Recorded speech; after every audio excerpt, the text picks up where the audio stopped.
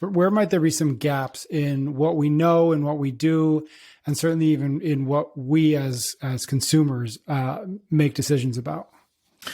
Yeah, I think the continuing of long-term, right? How do we know what's going to happen in 50 years? Well, we measure for 50 years plus, right? So all of this data that I said that we're collecting is pretty awesome, that we're going to have some stuff in years and years to look back on and try to put the puzzle together. So that's awesome.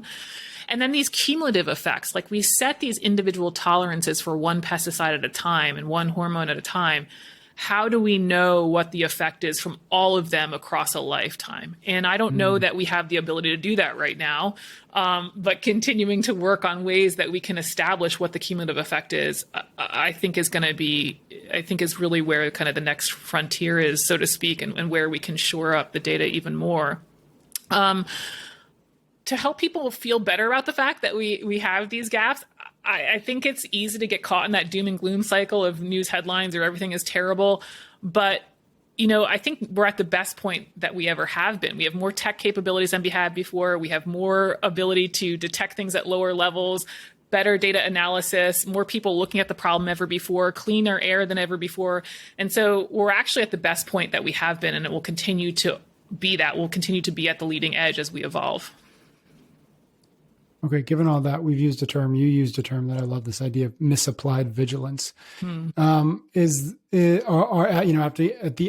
the end of 2 episodes here, toward the end of your kind of deep dive on organic, is this another instance of misapplied vigilance? In some ways, I think it is. I do think it's overall, as a general concept, I think it's good to reduce indiscriminate use, disposal of chemicals. I think, we've evolved in our understanding of human exposure, environmental exposure. And so generally, let's reduce chemical use. I think where we get a little tripped up when I say something like that is that people interpret none is better than any and natural is always better, which is not what I said. But, pushing towards reduction in many ways is a good thing. So in light of our current understanding and current regulatory process and monitoring, I think we're doing a good job there. I think we're doing a pretty conservative job related to health. And that's where there may be some misapplied vigilance, is that we're really hyper-focused on some of these issues that I think have conservative controls on them, when I would say we have more obvious factors related to our health outcomes that it doesn't seem, as a society, probably not necessarily our listeners, right? But as a society, we're not doing quite well. And those are those diet and lifestyle factors that I harp on all the time. I mean, when you look at cancer prevention from the American Cancer Society, when you look at chronic disease prevention from the CDC, what do they list?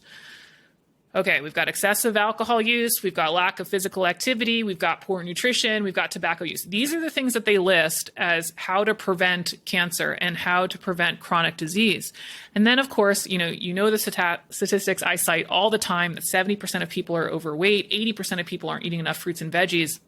It just makes me think of, when I hear all this stuff about organic and pesticide exposure, are we paying attention to the right stuff? The generations before us arguably were exposed to way higher levels of these chemicals, and our diet continues to get worse than theirs for sure. And so are we just kind of missing the forest for the trees? We have all these advancements in treatments and disease detections, like I said, and our environmental exposure continues to be reduced. What would happen if we just got the basics right? And I know we talked about this in the opportunities cost episode, but it's really why I spend so much time talking about fruits and veggies. I think we have a more clear and obvious path to better health now, regardless of what our data will tell us about low dose environmental exposures in 50 to 100 years. Although that's another good reminder, and something that you do really well, and you do when it's relevant and useful, which is just like two I don't know if they're two opposing truths, but two things that feel to be opposite can both be true, right? The idea, and you just kind of said, is like, we should limit to the degree that we can limit, and we're probably okay. Yeah. Right. Yeah. And just trying to hold those two opposing ideas in our heads. I think that's where a lot of the confusion comes from, is being inundated with things that feel contradictory. And so we kind of default to whichever one feels less scary, or we push against the one that does feel scary, right? In this case, it's, well, organic has to be better because science is, because quote unquote chemicals, well, that's scary. So yes, organics win, right? Anyways, another good reminder from you. So thank you about that.